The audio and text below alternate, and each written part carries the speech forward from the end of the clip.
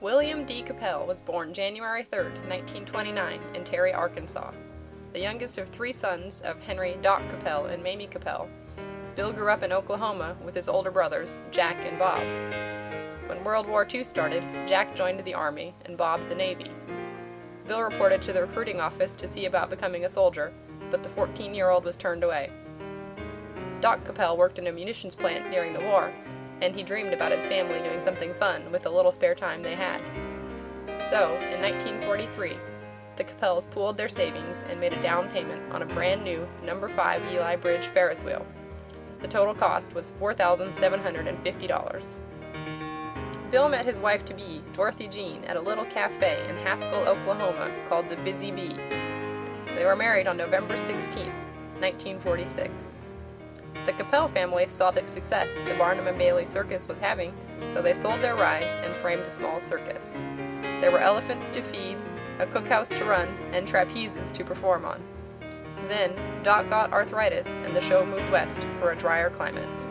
Bill Capell was somebody that we met in 1960. My dad bought an umbrella ride back when he was living in Minnesota and brought it out to California and through Arizona and worked with Bill. He was the first carnival person he worked in the West with his new umbrella ride. And over the years we've met up with Bill a number of places, and we bought equipment from him. We helped him haul equipment and tear down equipment. He was always building up a new park or starting a new amusement center or doing a carnival, and he was always in the ride business. He sold us a number of rides, and when we had, let's say, a slow year, you could always talk to Bill. He was very understanding and very helpful, and he was such a generous man and a giving man. We respect him, and I just can't think anything better than he was a real showman. Bill and Dorothy had a daughter, Barbara Jean, in 1948, and Bill Jr. was born in 1953. They settled in Coolidge, Arizona, and in the 1960s, the Capell Brothers show once again turned to the traveling carnival business. Bill Capell, one of my favorite people in the carnival business. I've known him since I was knee-high to a grasshopper. One year we were playing the National Orange Show. My dad, my mom, and then Bill Capell brought in some extra equipment.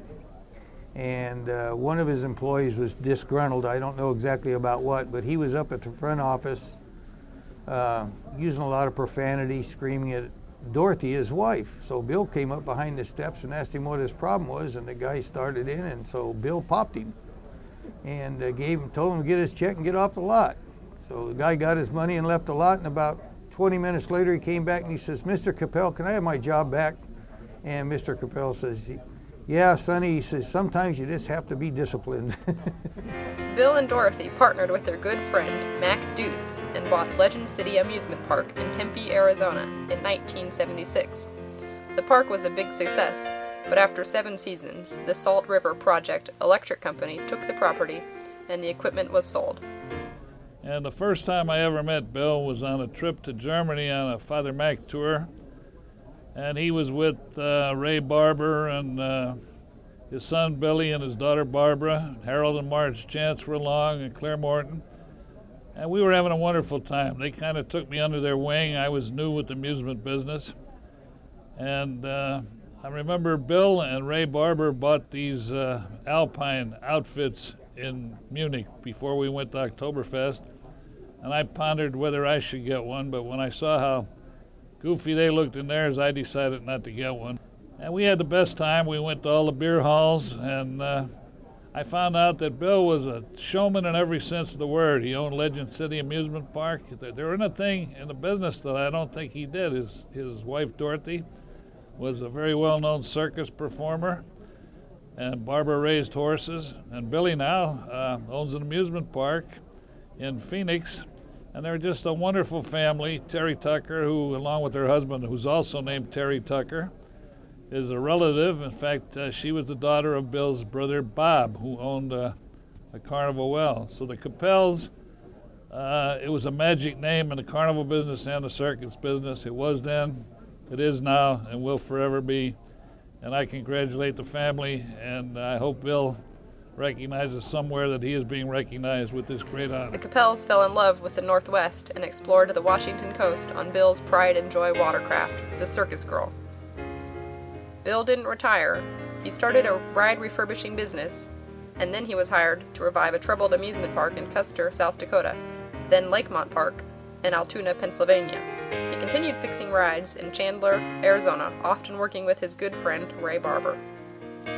When he passed away in 2008, Bill left behind his wife of nearly 62 years, Dorothy, daughter Barbara Capell, son Bill Jr., 2 grandchildren, Bill Capell III and Tanya Floden, and 3 great-grandchildren. They miss his great sense of humor, his gentle manner, and the stories of life on a traveling circus and carnival. Unforgettable in every way,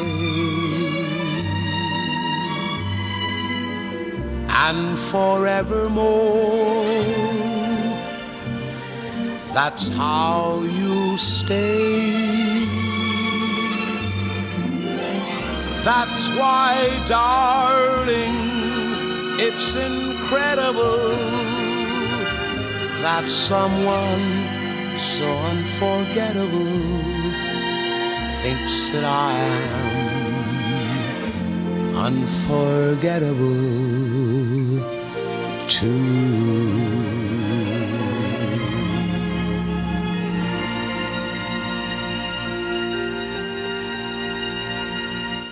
Hello, my name is Bill Capell Jr., and on behalf of my family, I would like to thank the OABA Board of Directors and the Hall of Fame Committee for this special honor.